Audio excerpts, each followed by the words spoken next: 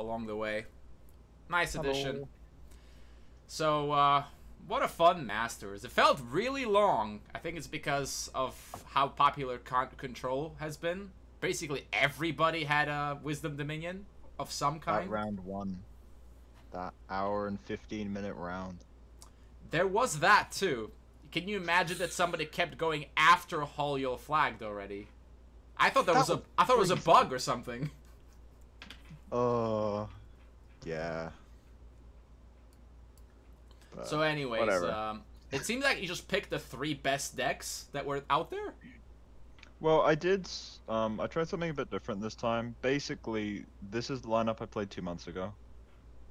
In the last Masters, and I went 4-1 that time. Looked at the deck analysis firmly. Nature Rage got banned 5 times, so I was like, okay. I guess I need to just make sure I keep up to date with it.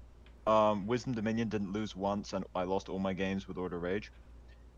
So after that, I was looking for a third deck to replace Order Rage, but I was like, there's gonna be a balance patch, and then it turns out there wasn't, because which makes sense, because Ifco went on a holiday, and yeah. So everyone was making new decks, refining them, and I thought, you know what? Let's just get really good at 3. So I did. I've played over 150 games with each of these decks now. Whoa. That's quite a number. Yeah, I've played almost 300 with Nature Rage. So I also refined the lists to a ridiculous degree. Like, the Nature Rage list was the same for like 2 months. And after 200 games, I changed 2 cards. Damn. And I think the list is optimal now. Wait, did your list run 1-drops, or did you always run Jelaya? Well, that's the funny thing. I was actually, I don't run any 1-drops, but like, the Nature Rage deck, I kind of came to the conclusion that if you know how to play it, when it goes off, like when you get the correct opening, it pretty much always wins. So I just boosted consistency as much as possible. So I'm playing 4 Wilderness Guardians, 4 Cole.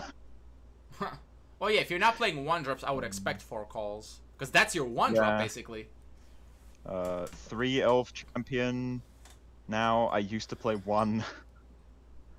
1? What a weird number. I guess you just searched for 1 Unicorn. Well... How many unicorns? Sorry. Only 1. Yeah, 1. Only 1. Because okay. you only need it for when you need it, right? It's Yeah, actually specifically 1. I guess that kind of hurts in the mirror matchup, right? No, because... Nah, I would think if you just destroy 1, you 1, just win, right? The reason it's a 1 is Wisdom Dominion. So, basically, in the mirror match, Unicorn 4 Cole means the Guardian is completely useless. Yeah, it's too much of a tempo swing. Yeah, it's like a 5-mana swing. Unicorn. Oh, 4 yeah, mana it's swing. crazy. It's a 5-mana swing in a tempo matchup. So, you tutor for Unicorn, and you kill the first one. And then Merchant gets Unicorn back over and over again. So Guardian's completely useless. But against Wisdom Dominion, if you play 2 Unicorns, then you get can out get your deck. Unicorn back with Merchant. Okay, yeah, I completely forgot about that. Yeah. It looks like a spirit, but it's not. Yeah. It kind of does. Actually, on the topic of Merchant, there was one player who had Force Wielder in his deck, and we thought, wait, what if you use Force Wielder with Merchant? That seems like it'd be really funny. Oh, that's a lot of effort, but yeah, that sounds kind of crazy. Those, yeah, I mean, this time round, NR was actually the worst performing deck. There's a couple caveats on that, though. Like, I only lost 2 games in the whole tournament. One was... They were both the Nature Rage. One was against Wisdom Dominion, and it was the most insane Shrine Flood I think I've ever seen. I drew 6 in a row. Jeez. So, yeah, that was... Had a good opening hand, and then I drew just Shrines for the next 6 turns. It's like, okay, I can't play anything. Great. And then the second time was the game you guys watched against Torek, right? Torek. Herm Green is the worst matchup in the game for NR. It's horrible. Yeah, I it's don't. really bad. It didn't feel that way for a lot of the game though. That's the problem. It feels close, but you always lose. It's really weird. Hmm. Yeah, how, it's really weird. how is the Whiteblade was running the target emblem list? How is that matchup? Because I found that that matchup quite interesting actually, but it wasn't even close. I would have guessed that it would be much closer. Well, I think that was I think the matchup's 50-50. Wild also commented on this in Discord, but basically he had a pretty slow start. I mean, he did have the one drop, but then Murder Instinct doesn't help there, which I think you commented on.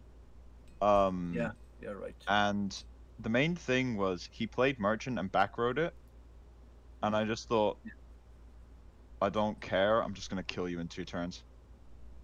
So I just play Wilderness Guardian because, yeah, sure, you can do tricks with Merchant. And I mentioned this in chat, but 10-minute delay when you guys were talking about it. And normally, you always want to kill Merchant.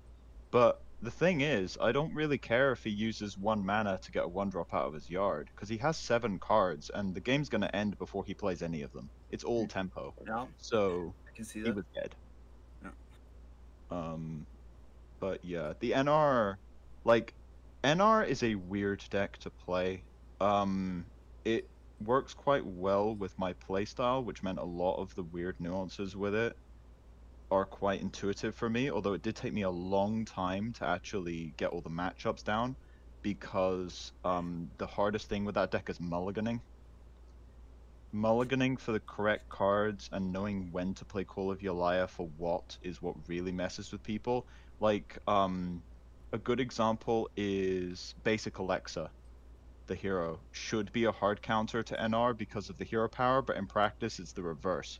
Because you basically, well, you just don't play death traps, and they never use their hero power. And it's great. I mean, you can play them when you swift for massive damage to kill them. Yeah, or the turn they use their hero power because they're sick of not using the thing they built their deck around. You just play Death Trap, and it's like, oh, I can't play my 4-drop now. Oh dear. Also, Wilderness Guardian kind of trashes Alexa decks. Oh yeah, the 2 damage AoE is a bit. We saw it So with does that other Elvish game Champion. against Torek, where his whole board disappeared.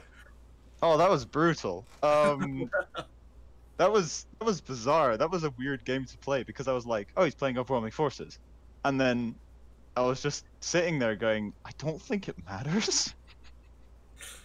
Like, what can he get? He could get 6 creatures and it would do nothing. Yeah, that those games are weird. The match against Torek was the hardest by far. I played against Lyris, which was 2-0 against Mono C because Mono C is not a good deck right now. Yeah, I was surprised to see that actually. Yeah, I played second round was against Fishy, who's playing almost the same lineup as me. It seemed to be just slightly worse though. Like his Dominion deck seemed just like a worse version of yours though. He had stuff like Prinha, and then a weird set of hero powers. Version. I've tried the Yitix version, and I know I don't know man really likes it because he kind of he's the one that really brought it back. But Advanced Espina lets you win matchups that Yitix just can't help you with, like Phoenix. Also the mirror. Yeah, so I prefer Advanced Espina. The thing with Fishy, and this was the hilarious thing. So what the reason I won that was because of the Order Rage mirror match.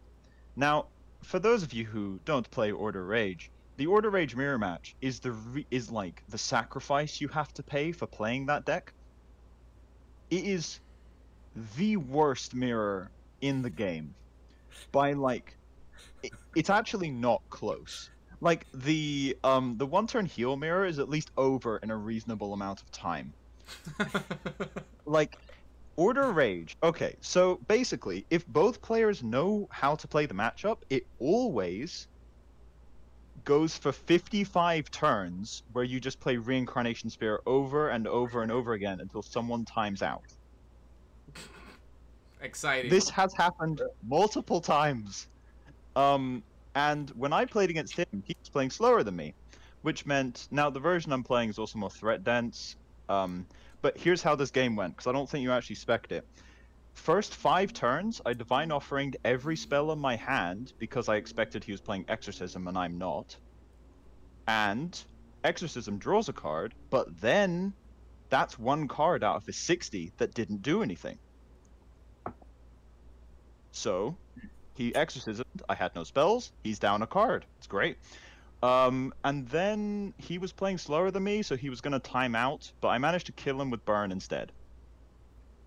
That is how that matchup goes. You hoard Burn, and you get them to 11 because you don't want to activate Angels, and then whoever wasn't forced to use their Burn wins. Or if you're both forced to use your Burn, I hope you've got an hour.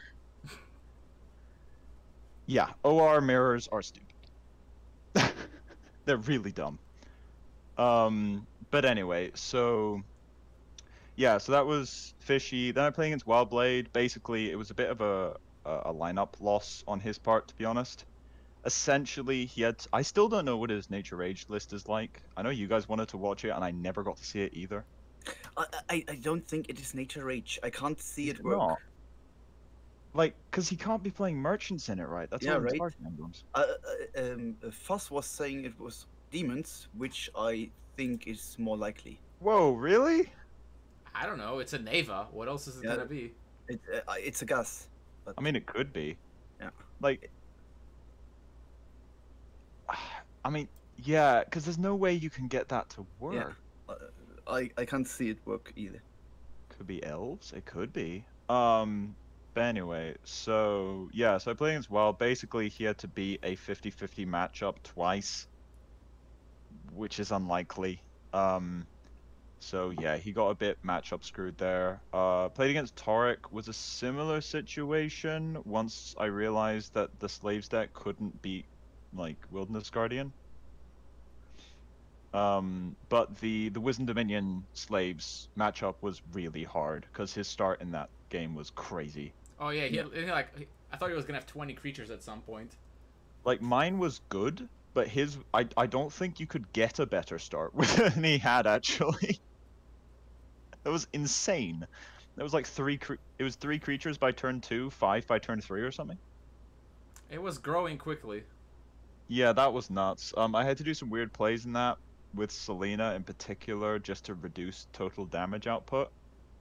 So that was the hardest game I played by a long margin. And then the final round was against Winfrich. I mean, he did quite well to get where he was, but to be honest, I think it was just a bit of a lack of experience. Like I don't know what his lists were like, but there was a few times when I was like, the OR matchup against Wisdom Dominion, I was like, I probably shouldn't be winning this game, like by matchup. But like I think that's just a bit of an experience. The lineup I was playing is not easy to counter just through decks. You really have to know what you're doing with it. So yeah, but Torek was definitely the hardest out of this. The OR list is kind of bizarre. I actually got that I can't remember who it was, but it was someone in global chat who was like, "Why don't you play Orc Commandos?" And I did, and it works. Because I think they changed the one issue it had where the health only lasted till the end of combat and was basically irrelevant. Yeah, well, the weird thing about Orc Commando is that I don't actually think he's good. But well, okay, let me explain the problem with OR. The problem with OR is you don't have enough threats to win against control decks, and also it means you don't have the consistency to win against hyper aggro unless you draw multiple angels. So I just jammed an extra creature in there. It's a 3/3, it dies to everything, but they run out of removal. Like this happens because well, they need they need their like fireball or whatever to kill Phoenix, Reincarn, and Orc Commando, and then you've got Elder. So yeah, when you're against control decks, if you have Orc Commandos in your deck, you probably just curve out. Oh yeah, It's because it's a kind 4 of drop. weird. Yeah, and 4 was a bit awkward. It's also another card that against an aggro deck, they actually have to kill it. Oh yeah, because it gets life bound when it blocks. That's kind of a problem. Yeah, and even if it can't block, it's gonna snipe something because it's 4 attack ranged. 3 speed. So yeah, but Orc Commando's a bit finicky. It only gets the +1 if it blocks, not if it's attacked. And it only gets the +1 attack if it attacks a creature, not the face. Which means sometimes you have to attack creatures when you want to go face, specifically so they can't block it. It's weird. But it's worked a treat. So the OR list I'm very happy with. And to be honest, going into this, I was the least confident with NR simply because I have the least practice with it this month. But I didn't have a single issue with whatever was banned. I didn't have a weak deck, which meant I could just ban and pick decks depending on the scenario. I didn't have to be like worried about them banning my best deck and then me picking the other two, because I was equally confident in everything. And I've played the deck so much that a lot of it was just muscle memory, so all of the thinking I had to do was mostly just on matchup analysis and mulligans. So it was actually quite a simple, it ended up being quite a simple Masters for me. I didn't have to stress out too much. And there were a few decks I had no idea about, but then I've got banned for it, so But yeah. So I wanted us to steer into the talk of the Guardian of Imbalance. Oh, right. I think you're completely wrong. I actually think Alright, let me preface that. Guardian is a good card. It's actually above average in terms of power level. I'm assuming you're talking about Guardian of Balance, not Wilderness Guardian. Yes. I suppose we should add that guy to the pile too. Yeah, Wilderness Guardian is a very silly card. But anyway, Wisdom Dominion, Guardian of Balance actually doesn't do much in certain matchups. It gets destroyed by Unicorn. It, best case scenario, it catches you up, which is what you want in Wisdom Dominion. But Selena lets you deal with board states Wisdom Dominion can't at all. Whereas Guardian is much more similar to another type of Helm. And Devour is nonsense. Devour is just silly. It's a board wipe. It's artifact removal. It's a 6/6 that just beats people into oblivion a lot. You sometimes just win because you draw 3 Devourers and a control mirror, and it's like, nah, we're not doing this. I'm just beating you to death with 6/6s. And Wisdom Dominion is one of the few decks that has easy access to 1, 2, and 3 cost spirits. So yeah, and the mana too, actually. Yep. Oh yeah. Power, just everything. Ramp is the other thing we were talking about. That it seems to be a bit too much. Yeah, this ramp is a bit too much right now. I mean, wait, how many ramp spells am I actually playing? Playing 4 New Horizons, 4 Surge, 6 Scarab.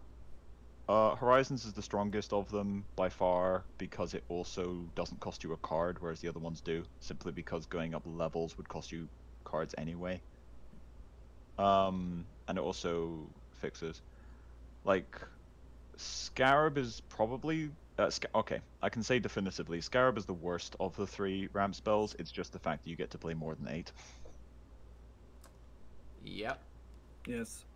That's what, and what it I is a said spirit earlier. too, which is convenient. Yeah. What were you saying, King? It gives you... Oh yeah, right. What were we going with? Oh, I think he lost his train of thought. Come back. What? Come back. I thought you were onto something, Kingwald. No, I just said because Jojo just said that New Horizon, that New Horizon and Power Surge are far better than Scarab, but Scarab is just primary, and that's why it's played so prominently. That's what I just said earlier. Yeah. I was just I mean, yeah, repeating. because it's like if Scarab was better, you just play like 12 Scarabs instead of the other two. But even if Yeah. it wasn't primary, you'd probably just still toss them in just to have more ramp. Oh, if it wasn't primary, it wouldn't make any difference. Like, Well, it would make okay, a you'd be slight difference. Yeah. Just not much. tiny. Well, 12 ramp spells, woo. Yeah. I think in my Despina list I run 6 or so. I mean, it's not much of a difference to 4. So I don't see the problem with it being primary. I Yeah, I'm see at the 6 problem as with well. it being ramp.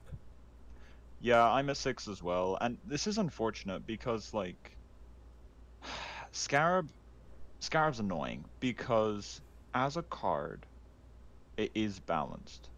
The problem is that ramp gets better the more you have. And Horizons and Surge, like being able to play 8 ramp spells was already almost too good. Being able to play 6 more that are almost as good as the 2 mana ones is just too much. Like that's the main thing. I mean, there's lots of stuff that makes Wisdom Dominion good right now.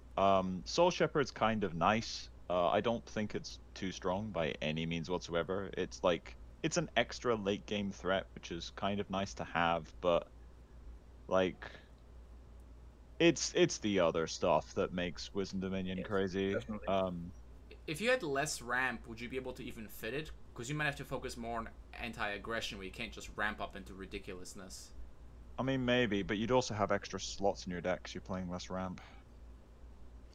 But I mean, Soul Shepherd's super expensive. That's the main issue with it. Yeah, it is. It costs. Okay, it says it costs 4. It costs 7. I don't think I've ever played it for less than 7. Like maybe once. Why do you need 7? You can just because the ability doesn't cost any mana, right? Doch, No, yeah, it does. yes, it costs mana. Does it? You have to play it. You play the spirits from your graveyard. Oh, okay. Yeah. Okay, Oh, that it'd be makes sense. super broken if it didn't. That's what I thought Like- at first because I. Nah, I'd be playing like Dust Titan and like Thunderstorm Titan, Soul Shepherd Okay, that's control. fair enough. And when you if- consider his other effect of unsleeping himself when you play a spirit, I guess it makes a lot of sense if you just get him for free. Yeah. Yeah, otherwise that'd be that'd be crazy. But yeah, Wisdom Dominion is basically a perfect deck right now. Like I think I've lost 3 games with Wisdom Dominion in the past 3 months. It's nonsense. It probably has bad matchups, but I've yet to find them. So we've removed Order Cataclysm, Dominion. and yet it's still really good. I guess because we gave them a Well- bunch of good cards. It's a very different deck. It's more of like a it plays more like a red control deck now, where you have like value creatures, and it's less just kind of sit back and dawdle. But yeah, like Wisdom Dominions is great. Order of Rage is actually also super strong if you put in the time to learn some of its more egregious matchups, and also are willing to sell your soul to hope you don't match into another one. Yeah, there's actually a weird paradox with OR, by the way, which is Cursive Risha helps the deck. Because you may... Well, this happened in the Mono C matchup earlier, and I was super happy when he played Cursive Risha, and then a second one, and I was like, you have no idea how this matchup works. Well, does it help you activate your angels? That's why? Yeah, and they can't remove the creatures fast enough. So they just die. Oh yeah, I think that was one issue. We just playing like a big guy after big guy, and then they're very. Because it's a control deck without ramp. You really see how slow and clunky it can get. Yeah, and Order Rage is the best deck at like value for mana. So if you're not ramping and you're trying to like 1-for-1 an OR deck, you're going to die. You're not even going to lose in the long run. You're just going to get beaten to death by like Elders and Phoenixes and everything else. Phoenix is the big one because there's no one card that can deal with it. Yeah, there's like Cleanse, but that costs 5 mana, which, yeah, but that's a 1-for-1. So 5 mana 1 level versus 3 mana 3 levels, that's fine. But if you're not ramping, you're not getting ahead there. You're just trading 1-for-1. If you are ramping, then you gain tempo advantage. But it's, yeah, so Order Rage is crazy. I think with Order Rage, the main problem with Order Rage is that Angel of Retribution kind of makes its aggro matchups a bit too good. Because normally it should just lose to aggro matchups. It does lose horrendously to Nature Rage trap decks. That's its kryptonite. Because it can't deal with them, right? There's no creatures that can actually remove them. Well, I'll put it this way. I played Nature Rage against. This was the one game that kind of got under my skin a bit because I was like, okay, we're doing this. Which was against Fishy. At least I think it was Fishy. Yeah, but anyway. So basically, Order Rage, in order to have a chance of beating NR, they need to go second so that they can spark out Reincarnation Spirit, and because turn 1 Death Trap actually is unbeatable for that deck, they need to go second. They need to have a Reincarnation Spirit on turn 2. They need there to not be an Ogre Captive. They then need a Ray of Righteousness to destroy the Wilderness Guardian on curve, or they will die. If they get it later, it doesn't matter. They're too far behind. They then need a creature on curve. All of this happened, and he still died. And it wasn't really close. He died on like turn 6. So that kind of explains that matchup. He had the best curve imaginable for that matchup, and he died handily. I don't even think the hand I had was particularly crazy. It was like a Death Trap, a Silver Fang, and like... It was a Death Trap, a Silver Fang, a Wilderness Guardian, and like a Brother-in-Arms. It wasn't even that crazy. Yeah, so if you want to beat Order Rage, play a trap deck. Like, yeah. Order Rage cannot beat trap decks at all. Just can't be done.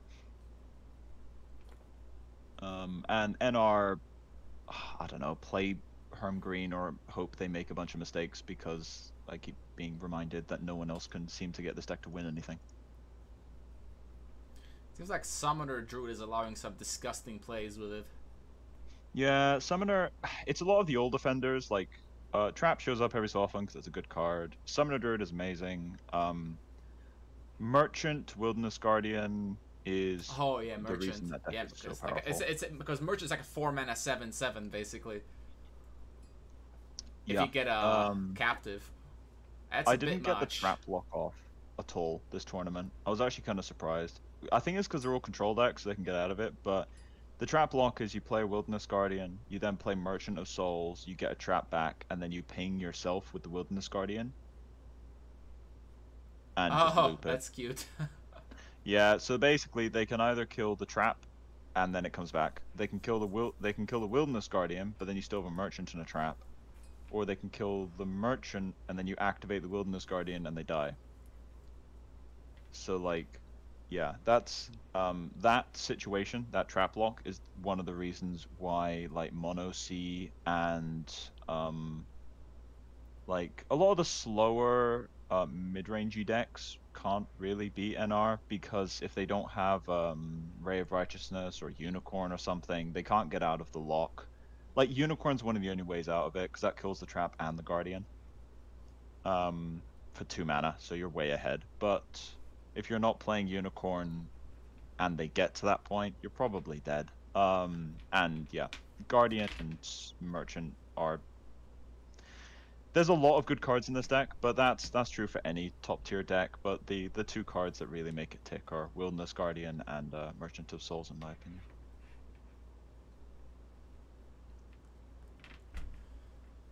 Oof. But I'm still gonna throw the Summoner Druid into because -2 mana is a little too good for it. Oh yeah, Summoner Druid is a great card, but like, I kind of Summoner Druid is very strong, but it's not like, I don't think it's game-breakingly powerful. It's a core card for nature. It reminds me a bit of Cavalry Field Captain in that way, where Cavalry Field Captain is an order card that a lot of order like tempo decks rely on to kind of exist. So the real question is like, is Summoner Druid doing kind of dirty things? Like, is it the cause, or is it just that there's a stupid card in the game that allows you to, you know, do actual 20 damage to someone if you play 3 creatures in 1 turn, i.e. Wilderness Guardian? I have one-shot people from 20 with Swift before. It's doable. Well, I think what Summoner lets you do is lets you, like, if you go second and you spark Summoner into like a 4/4 and they don't kill the Summoner, that almost feels like it's GG, because you can then get 2 more 4/4s into play. It often is, yeah. Then Ogre Captive. What the hell do you do against 3 4/4s on turn 3? Yeah, like NR is really strong. I think like the openers are, if you get the perfect opener, you probably win. Kind of like slave openers with all the 0 costs and swarming. What sets NR aside from those decks is that against like slaves and like mono red and things like that, usually if you stabilize against the crazy start, you win. Nature Rage says, oh, you've stabilized, you're dead. Because you spend all your time stabilizing, and then a Wilderness Guardian goes off, or you get trap locked, or you take 12 damage from Swift. Like, stuff like that. It reminds me of how Herm Green used to work as well, where you would almost kill every creature, and then they would double Ambush Strike kill you from like 14. Oh, yeah. Yeah, it's very similar in that regard. And the question is, what do you want to look at? Do you want to look at the early game stuff, the super early game stuff? Is the start too fast, or is it the payoff cards that are too strong? So in I would NR, probably recommend give every card a little bit. Don't nuke one card. So like for Maybe, Wilderness Guardian, maybe it doesn't need to be unstoppable. Like, does it really need to be unstoppable? It's already a 4/5 with good effects. They could probably just get its stats reduced to 3/3. Yeah, maybe. And then what was the next one? The Merchant. Do you think basic Nival needs some adjustment? I don't actually know. I think it's the kind of hero that's always going to be dangerous, because 1 mana for Mass Swift, that's always a dangerous proposition. Like, Neva's pretty crazy. It's Maybe it should be give 1 creature Swift, and then you can use it every other turn or something. that would actually be quite Because interesting. Mass Swift, I think I have to agree with Torek. Like, that's always gonna be a potentially game breaking. Like, you even managed to make it work with demons, right? Okay, bedeviled, something else Swift. There's 16 damage. Like, what the hell is this? You could reduce the cooldown to like 2 or 3, and then just say you can't attack your opponent this turn. I think that would suck a bit too much, because that's the whole point. I mean, make it 0 cost then. I don't know. I think just make it give 1 creature Swift and then every other turn. That should be reasonable. I mean, maybe. That I'd have to look. I'd have to see how that played out. But no, I get what you mean, because Never's caused some issues time to time. It keeps coming back. Like, it reminds me of Hermelion in that regard. And I think actually, to Ivko's credit, he has mentioned that Hermelion is one of the cards he wants to look at, or one of the heroes he wants to look at, because it is a kind of oops you're dead hero.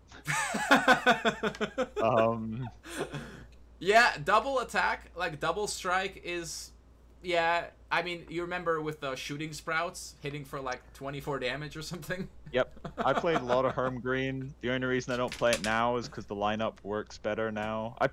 Basically, I could play Herm Green, I just think NR is better in general, but they're very close.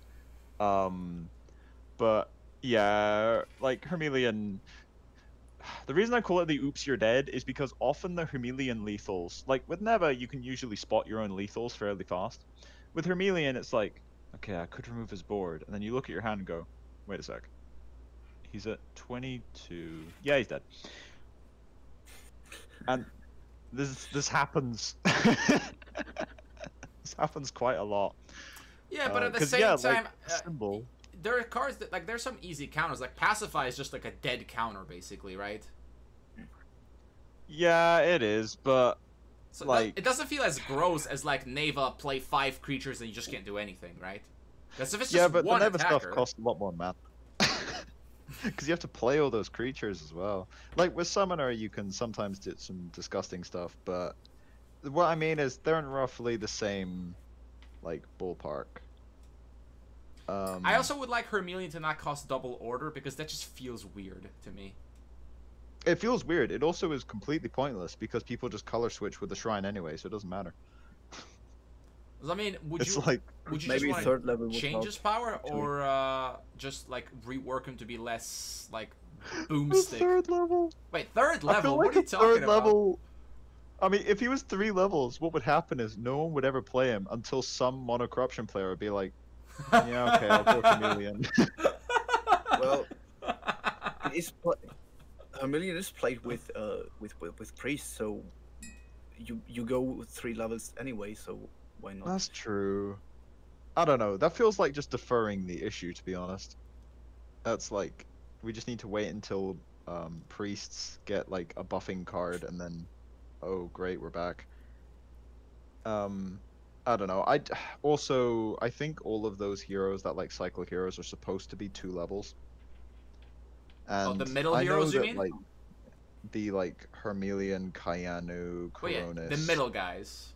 Yeah, Although they're all now supposed there to are be 2 levels. order levels because of Amalric. He's another one, so that's a bit weird. Yeah, that's true. But he's the extra one from the campaign, I guess. But what I mean is, I'd rather see him redesigned, like maybe like a CFC type of ability, kind of how like basic Despina gives Deadly for 2 mana. Give like a CFC ability, but without the 2/2. That could work. Yeah, something like that. Cause he is a knight. He's like an angel. He's like an angel knight. But like I like the idea that he works with creatures and things like that. But it's the same with Neva. That's kind of why I suggested like maybe just make it only be able to attack a creature. But if it's just one creature, it'd work.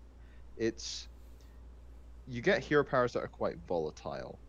You get basic Neva and Hermelion are the 2 obvious ones, but we've also had a few issues in the past with other heroes as well.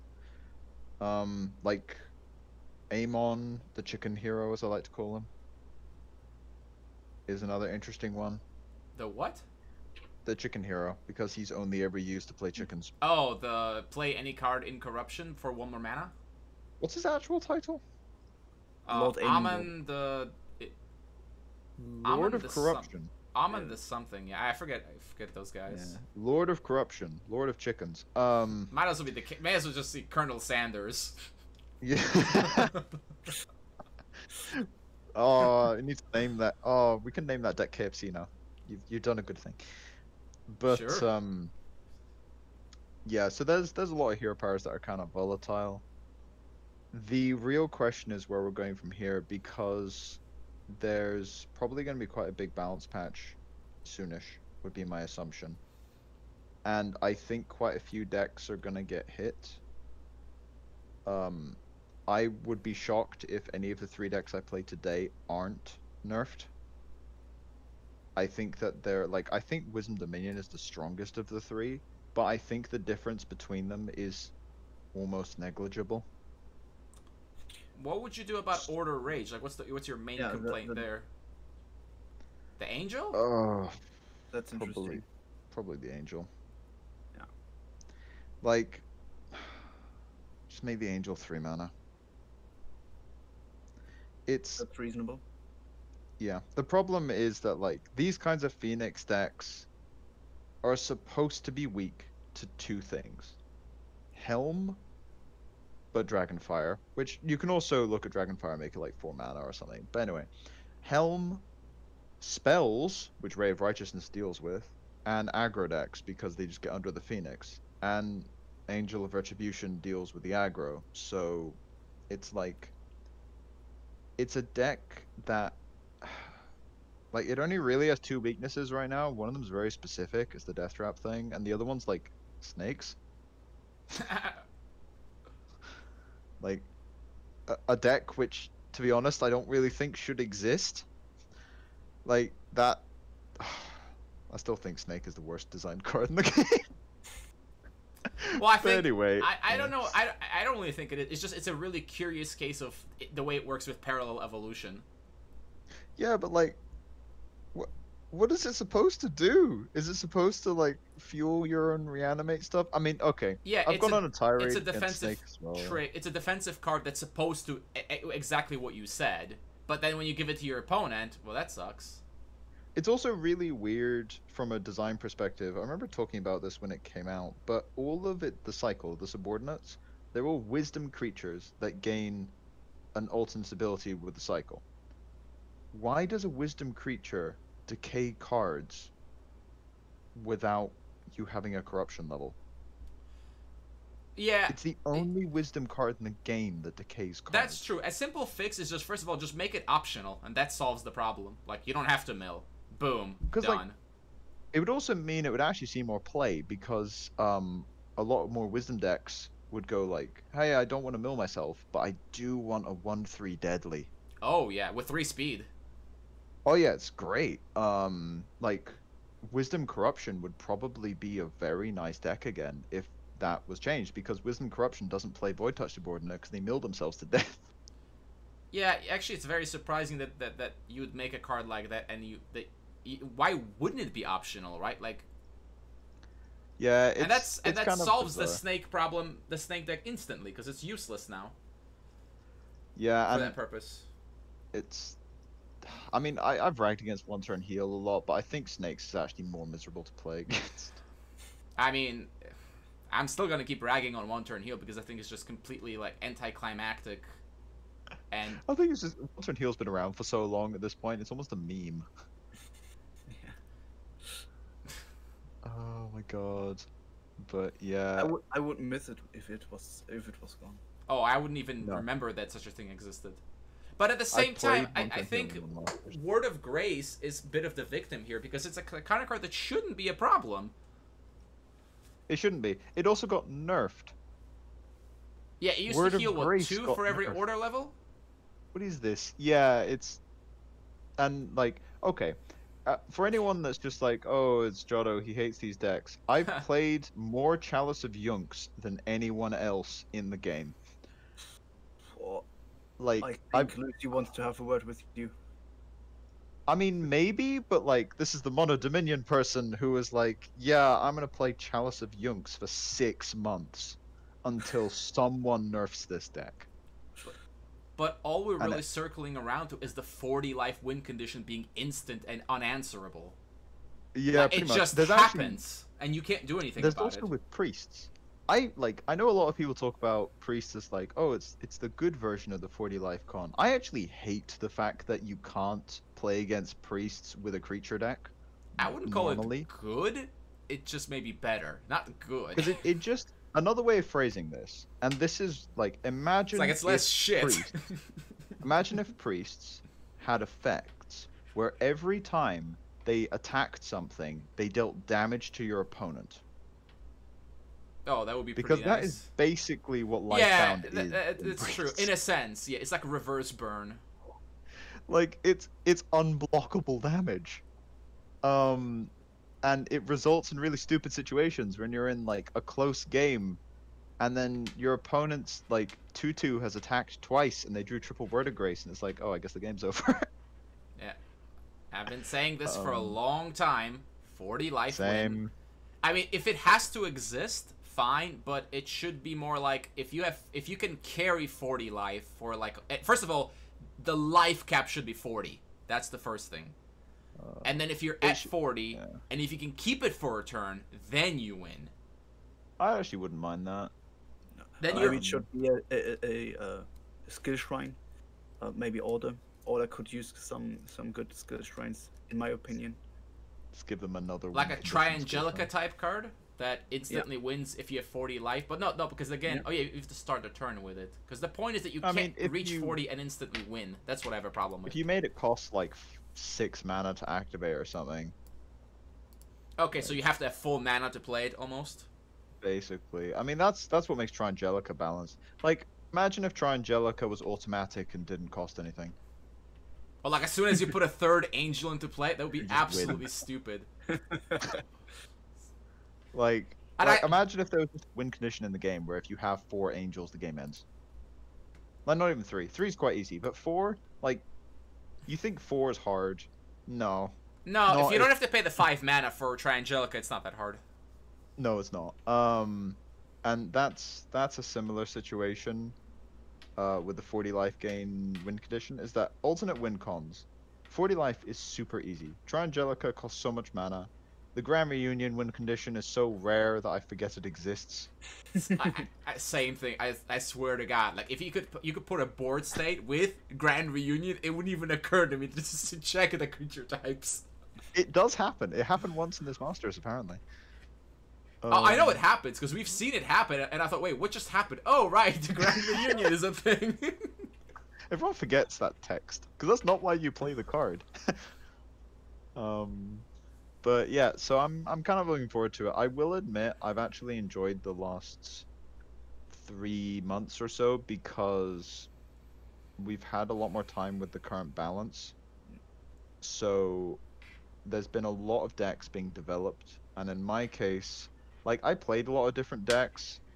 I didn't change lineups in between Masters, but it meant I got the time to actually properly practice, and like, this was the first time I managed to play in a Masters where I thought, you know what, I feel good about playing these decks. I don't have to, like, I didn't feel like I was relying on luck as much.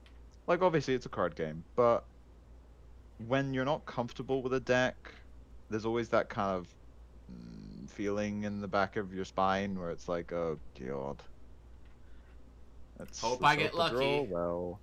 Yeah, it's like, let's hope I draw well. Whereas this time it was like, this is a good hand. I know this won't win this matchup. I'm gonna mulligan a hand that no one else would.